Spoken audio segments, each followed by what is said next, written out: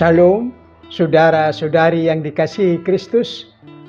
Jumpa kita pada kesempatan ini dalam renungan harian GKI Kuitang. Hari ini Senin 28 Juli 2025 bersama saya Pendeta Emeritus Arti Sembiring. Nats firman Tuhan yang menjadi pokok renungan kita terambil dari kitab Kejadian. Kejadian pasal 19 ayat 17 dan ayat 26 saya bacakan untuk kita demikian firman Tuhan ini. Sesudah kedua orang itu menuntun mereka sampai keluar, salah seorang berkata, "Larilah, selamatkanlah nyawamu. Jangan menoleh ke belakang dan jangan berhenti dimanapun juga di lembah Yordan. Selamatkanlah dirimu ke pegunungan supaya engkau tidak dilenyapkan." Tetapi istri Lot yang mengikuti dia menoleh ke belakang lalu menjadi tiang garam. Demikian firman Tuhan ini.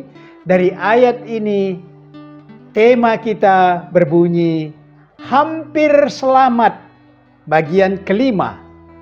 Saudara-saudari yang dikasihi Kristus, kalau kita lihat situasi kota Sodom dan Gomora dalam krisis, sebentar lagi kota itu akan dimusnahkan karena kejahatannya. Orang-orang sudah mengeluh, menderita karena kejahatan mereka, khususnya dari segi moral. Tuhan sudah memutuskan untuk membinasakan dua kota jahat itu, yaitu Sodom dan Gomora. Walaupun kota itu di daerah yang subur, Abraham yang sudah diberitahu oleh malaikat Tuhan atas rencana pembinasaan kota itu, maka Abraham memohon dalam doa agar Tuhan menimbang kebinasaan itu yang akan menimpa seluruh penduduk. Bagaimana kalau ada orang benar, orang baik, orang yang menahan diri dari kejahatan, apakah dia juga turut menanggung kebinasaan bersama orang jahat? Akhirnya ternyata hanya 4 orang yang ada di jalan yang benar, yaitu Lot, istrinya, dan 2 putrinya. Saudara-saudari, nats renungan kita adalah saat-saat yang menegangkan bagi Lot dan seisi rumahnya. Malaikat Tuhan yang mendatangi Lot mendesak agar segera mereka keluar dari kota itu. Tetapi Lot nampaknya berlambat-lambat sehingga malaikat itu memegang tangan Lot, tangan istrinya, dan tangan kedua putrinya seolah-olah menyeret mereka keluar dari kota Sodom karena sudah tiba waktu pembinasaan kota itu. Pesan malaikat itu, larilah ke pegunungan, jangan berhenti di daerah lembah Yordan dan jangan menoleh ke belakang. Rasanya pesan ini tidak berlebihan, walaupun mereka harus bergegas, lari, dan harus taat akan firman Tuhan. Jangan berhenti di tengah jalan dan jangan menoleh ke belakang. Itulah satu-satunya jalan selamat bagi mereka, dan mereka menempuh dan berjalan dalam jalan selamat itu atas nasihat dan petunjuk Tuhan. Keempat orang ini mampu bertanggung jawab atas dirinya dan keselamatannya dengan taat perintah Tuhan. Tapi sayang sekali, nasihat keselamatan itu tidak ditaati istri Lot.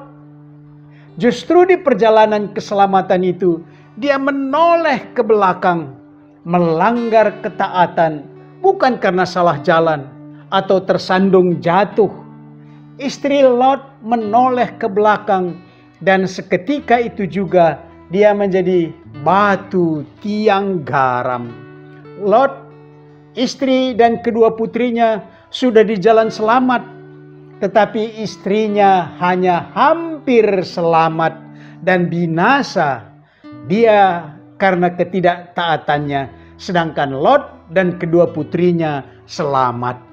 Dalam bahasa dan kesempatan lain kita sebut orang seperti ini murtad, dan binasa.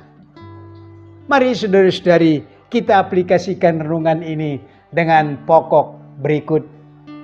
Pertama, satu saat alam raya ini binasa. Apakah Anda sudah di jalan selamat? Kedua, adakah pesan Tuhan selama perjalanan hidup ini agar sampai akhir selamat? Yang ketiga, apakah Anda turut menjadi malaikat dalam tanda kutip menyampaikan jalan selamat ini? Mari berdoa. Bapa kami yang di surga, hidup kami adalah perjalanan menuju akhir yang ditentukan Allah. Terima kasih atas tuntunan, nasihat, petunjuk jalan supaya kami selamat. Ya Roh Kudus, tolong kami agar kami taat dan tetap berjalan di jalan selamat, yaitu Yesus Kristus. Amin.